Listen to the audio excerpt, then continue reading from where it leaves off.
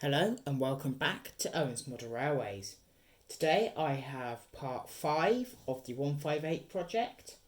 This is the sort of summary and final part where I'll be discussing the process and saying whether I think it's something that you should do and if it's something that I'll be doing again. So we'll start off by saying I think it's gone fairly well. I'm very happy with the outcome. Fairly happy with the end product. So I'll just come in and take you up close. I'm fairly happy with how the unit looks overall. I think it looks sort of to an acceptable standard. Obviously once it's moving, any imperfections are less noticeable. I think it's been done fairly well. Obviously I have gone a little bit further in painting a lot of the underside. One thing I will say is around some corners, just around a lot of the tighter areas, the vinyls did struggle to adhere properly, so they are starting to come up again. It's nothing too big, it's not all that noticeable, although it is there. One of my biggest sort of concerns, whatever you want to call it, about the model is the huge air bubbles around the windows. I think if I were to do this again, what I would do is use a scalpel and just cut out the clear plastic for the windows and then just use the original windows. Hopefully what we'd see are the huge air bubbles inside and around. I think you can just about make it out. Hopefully they wouldn't be there at all, and if they were there, they'd be a lot less prominent.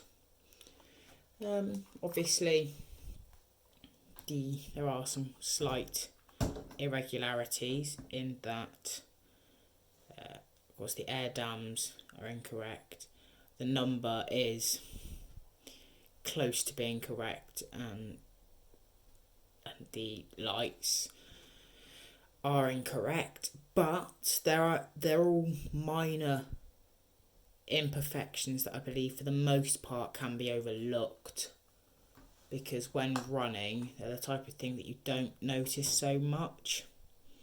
The thing you notice more is the livery. Does it look right? Are the colours right?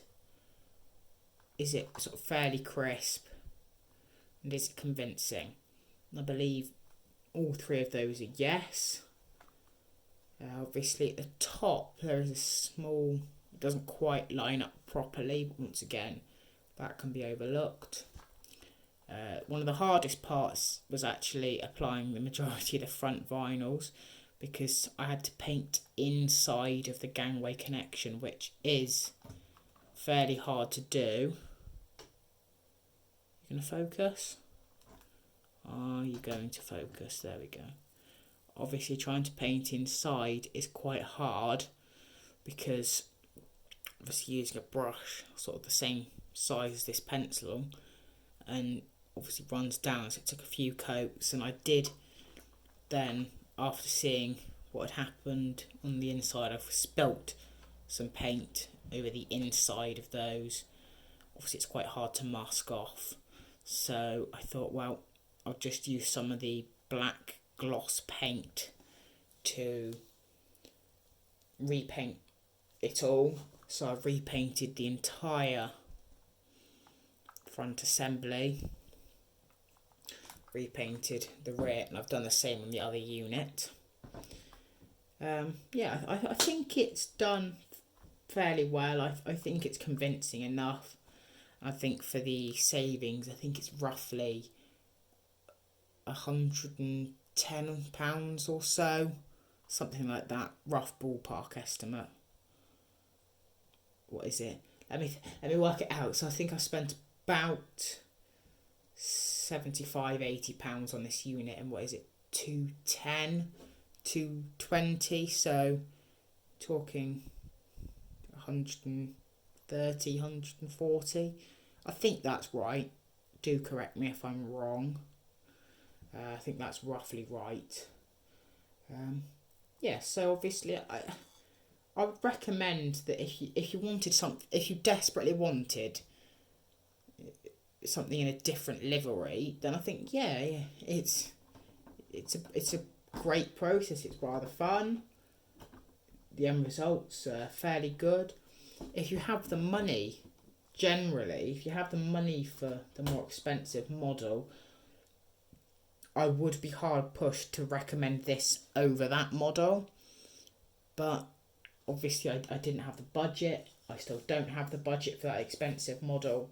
So this is the sort of compromise which I think has worked out fairly well. If I can get the two couple. Come on. It's worked out fairly well. I'm happy with the end result.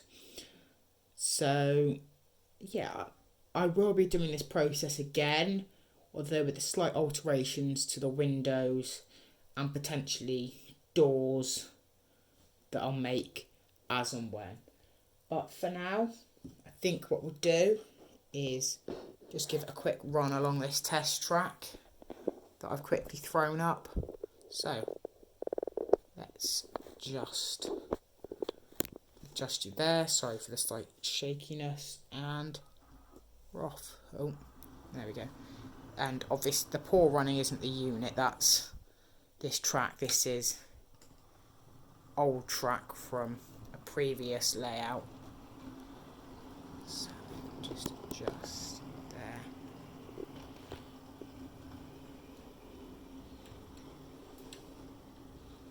You can see sort of there from a distance running. It looks fairly convincing. If we run it back, it looks convincing. It gets the job done, which I think that's the most important part. As long as I'm happy with it, obviously it's my railway, I'm happy with it, I'm happy with the end result, I would recommend the process to somebody else. And I mean, I'd be more than happy to put this on display at the West Somerset Railway when we reopen. So obviously we've got some rather troubling times. So when we reopen, I'd have no problem with showing it off there and running it around. So yeah, thank you for watching. I'm sure in the future you'll see a lot of this unit on the new layout and at the West Somerset Railway. Obviously I'll keep you posted on sort of running days when we'll be open at the West Somerset. Obviously for now, times are tough. So, thank you for watching, and I will see you in the next video. So, thank you, and goodbye.